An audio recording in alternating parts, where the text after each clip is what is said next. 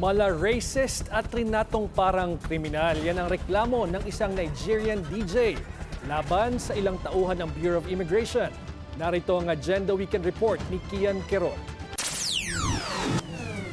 Racism sa Philippine immigration? Ito umano ang nangyari sa isang Nigerian DJ na si Rachel Oluwabukola Martins o mas kilala bilang Dimple Nipple. Nitong nakaraang buwan, posted sa TikTok videos ni Dimple Nipple ang di umano'y racial profiling sa NAIA.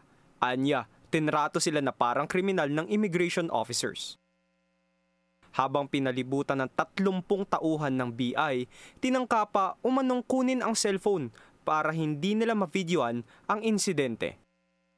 Inireklamo rin ng dayuhan ang lounge kung saan sila dinala. Para sana makapagpahinga habang naghihintay ng flight pabalik ay mistulan umanong basurahan. Paglilinaw ng Bureau of Immigration, walang racial profiling. Illegal sa tourist visa holders ang pagsasagawa ng local show sa bansa. Dagdag ng BI, mula January hanggang nitong June, 1,302 Nigerians ang dumating sa bansa. Nakitang nag-headline ng DJ sa isang show sa Makati nitong July 20. Kaya hinarang na siya ng immigration officers at dineport pabalik sa Nigeria. Para sa Agenda, Kian Quirol, Bilyonaryo News Channel.